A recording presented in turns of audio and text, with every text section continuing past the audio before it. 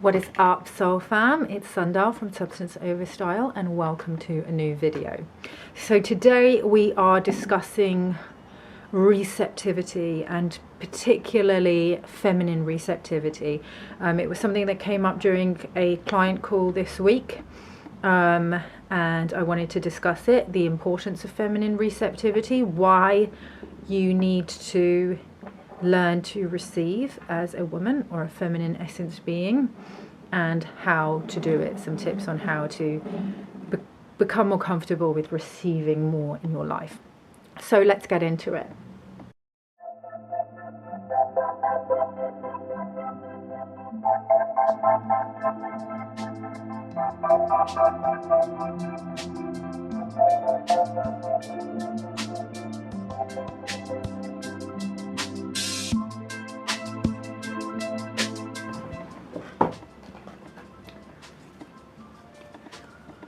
Yes, I thought I'd bring that show reel, that intro back after a few weeks of not using it. I do like it, so it definitely conveys those priestess vibes that I love so much. I love the whole team that worked on that. We shot that in Bali. So yes, let's talk about it while I'm lighting the incense. Okay, so it came up during a client call, and this is a common thing with a lot of the clients that I work with, that they all, and I mainly work with women. Most of my content is, targeted towards women, because I'm a woman and I speak more to a feminine experience, that they have issues with receiving, particularly in their relationships with men. But obviously if you have an issue in one relationship, it's going to carry through in all relationships. But generally it's usually, relationship issues that people tend to come to me for, which usually are indicative of, ancestral trauma and things like that. So what generally tends to happen is women in today's society are, because of societal conditioning and programming and all of this stuff, tend to be overgivers. There's a lot of, especially spiritual women, because a lot of the clients that I work with tend to be very spiritual, because I'm very spiritual. People who become programmed by a lot of new age false light stuff, that we should be unconditionally loving, and if you want love, be love, which is true, but if you want somebody who's giving, then you need to be giving, and all of that stuff that doesn't take into account the way that attraction works.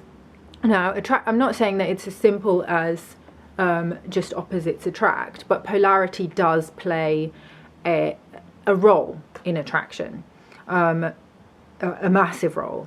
When men and women are attracted to each other, it's because of the polarity. They have traits in each other that are different. Men and women are different, not in all the ways, not in every way, but in enough ways for it to be noticeable.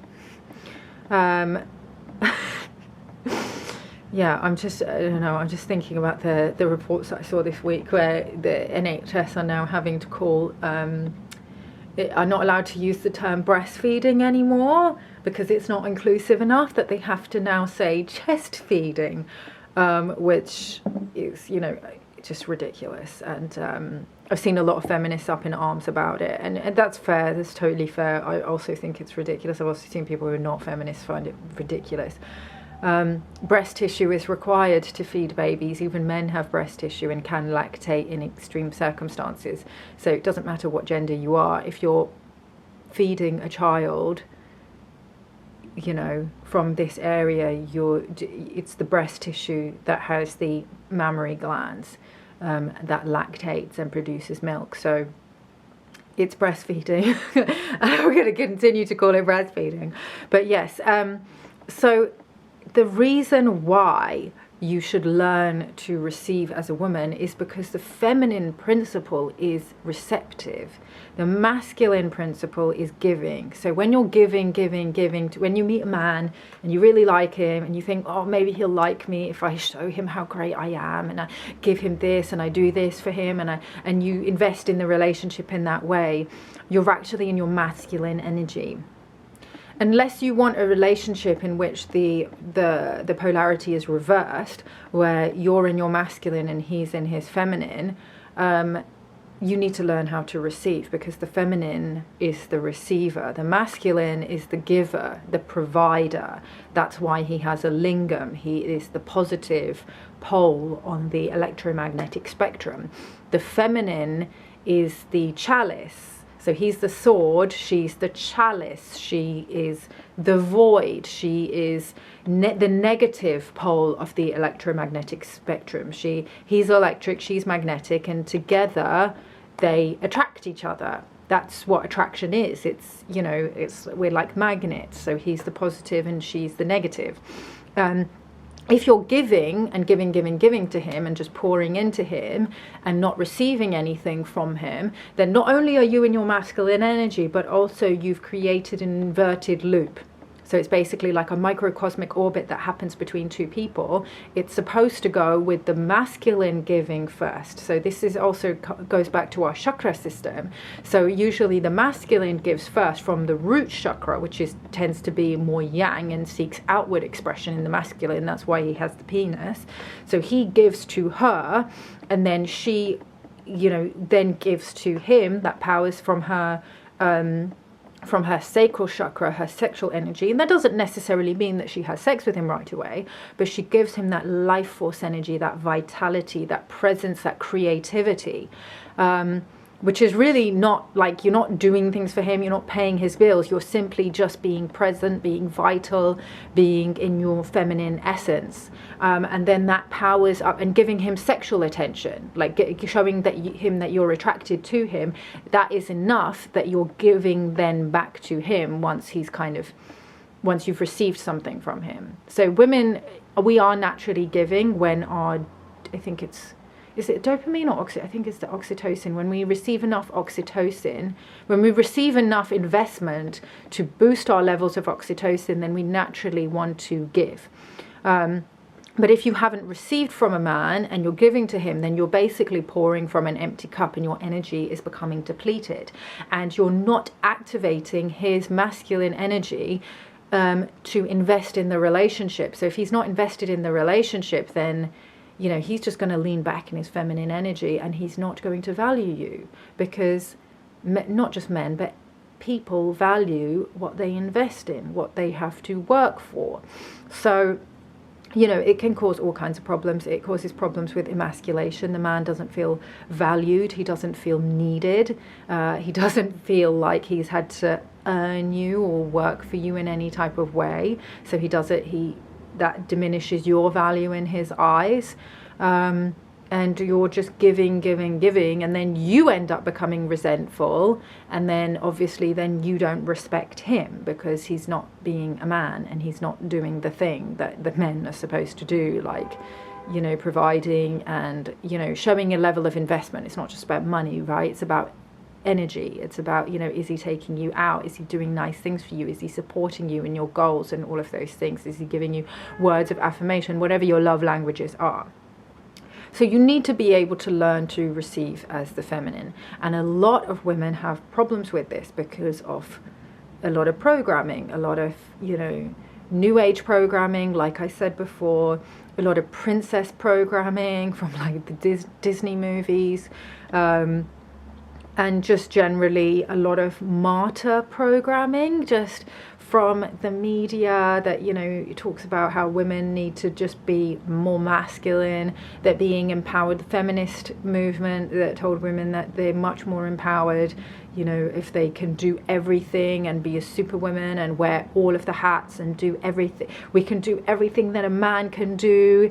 And it's just like, why do you need to do? Men don't show off about the fact that they can do everything that women can do, because they can't.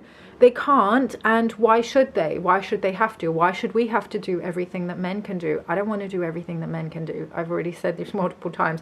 I don't want to do the heavy lifting. I don't want to do the dangerous jobs. I don't want to go to war. I don't want to do those things. I love and respect men for the things that they do for our society and for our community. And of course, you need to integrate your masculine, and when you do, you will start to really respect men for the things that they do instead of trying to compete with them.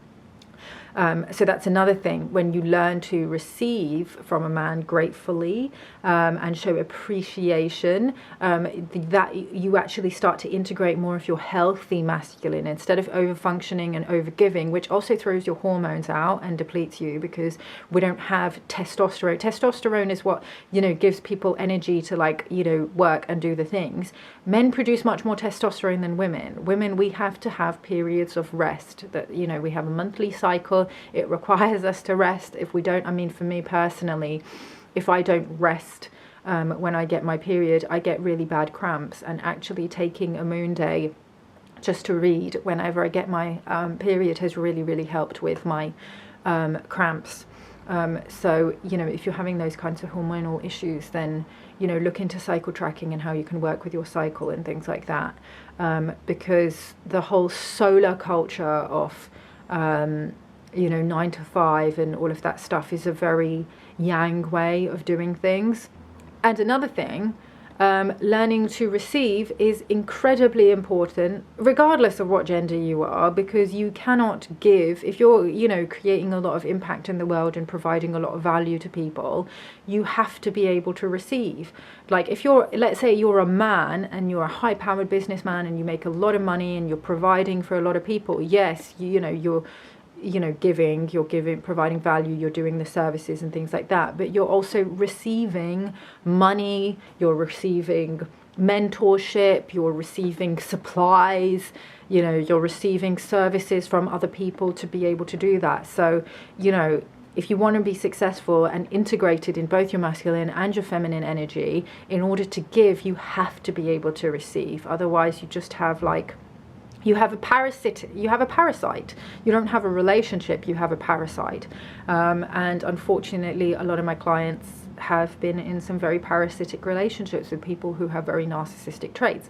And this is not even to just blame the other person and turn my clients into victims, because a lot of the time we do willingly go along with this because of that's what we saw our mothers going along with, so that's all we think is possible. We haven't seen examples of healthy masculinity, so we don't know what's possible. We don't know that there is better out there. Maybe we don't feel like we deserve better because we have our own wounds and we have our own challenges that we need to break through. So, this is not an overnight process, healing this. So I'm just trying to brighten this up a little bit. That's better. Do I want to go one higher? No, that's fine. Okay. Yeah, so it's not an overnight process necessarily healing this, but awareness is the first step to healing it. So how do we become comfortable receiving in our lives?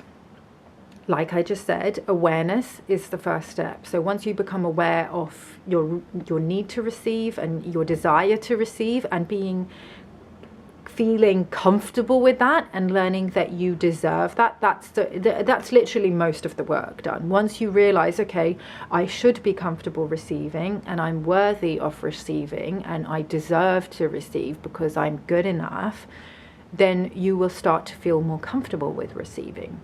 So you can start off small. This is how I really, really started to learn how to receive, because I had this problem as well. I was over-giving and pouring a lot of energy into my relationships, and it wasn't that the guys were losers and were not good. I actually wasn't good at receiving. I wasn't good at receiving gifts and all kinds of things, and it comes from feelings of not feeling worthy.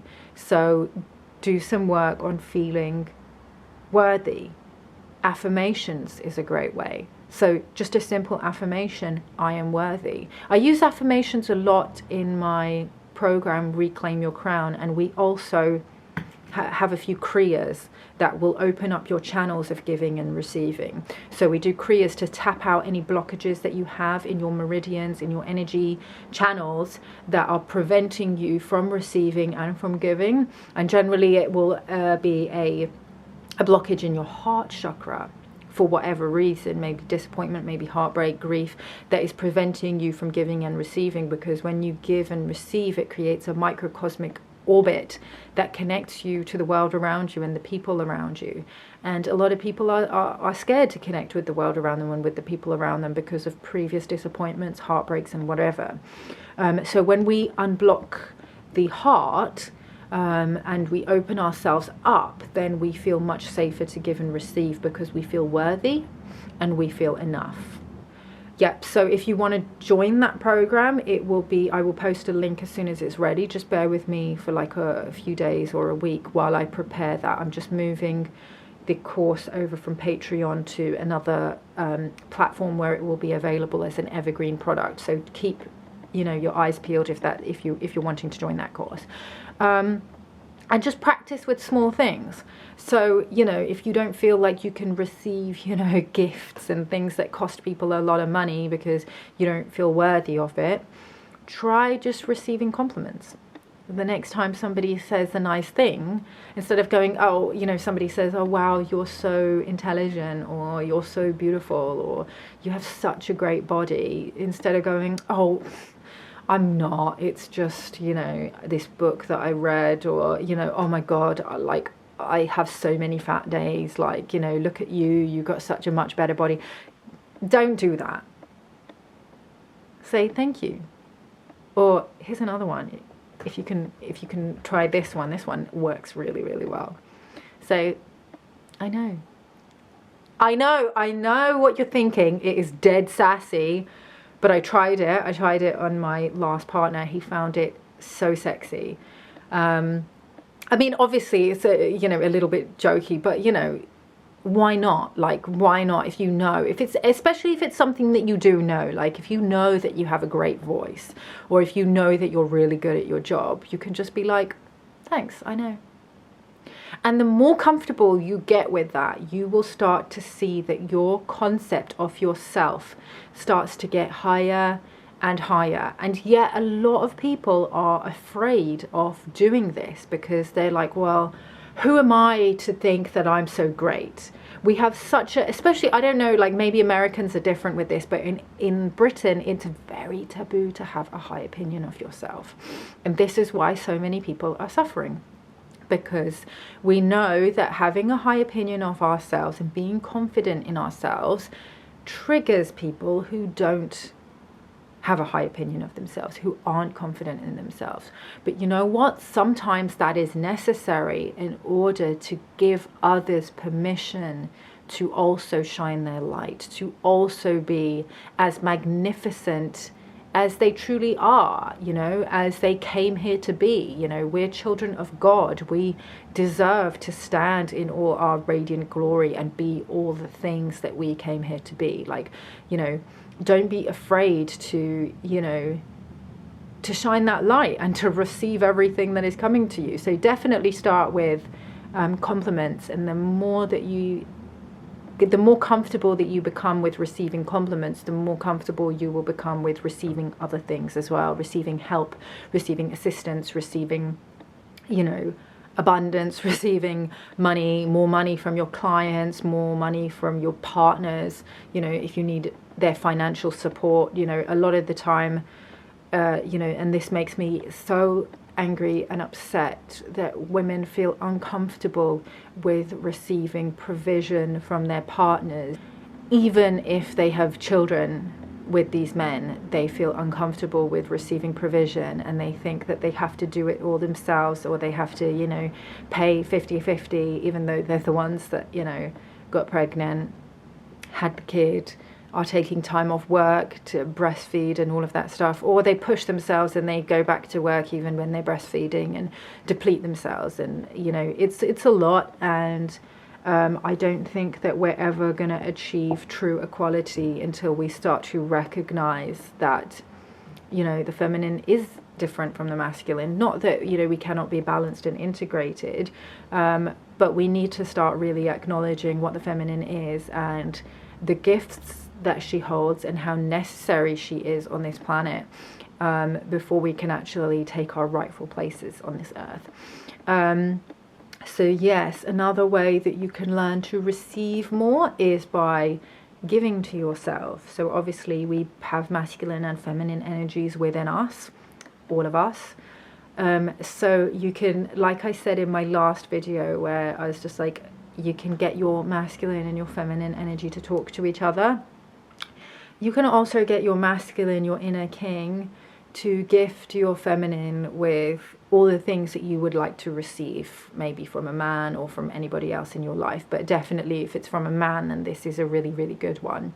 So take yourself out for dinner, buy yourself that thing, you know, the jewelry that you want, or, you know, obviously don't go overboard and be ridiculously indulgent. But just a little bit can really, really help to bolster and empower your inner goddess. So yeah, that's just some top tips that I suggest to receive more and to heal your feminine energy. If you have any questions, ask them in the comment box below. If you would like to book a session with me, send me a DM on Instagram, and that's how I'm booking my sessions. If you would like to suggest a video, you can also do that in the comment box below, or you can send me a private DM on Instagram and I can answer your question in video format. As always, guys, I will love you and leave you, and I'll see you in the next video. Peace out, one love. You're introduced to LSD, and unless you've taken some other drug, like for instance, like marijuana or something, well, you know, it's an altogether new thing, and you actually can have a religious experience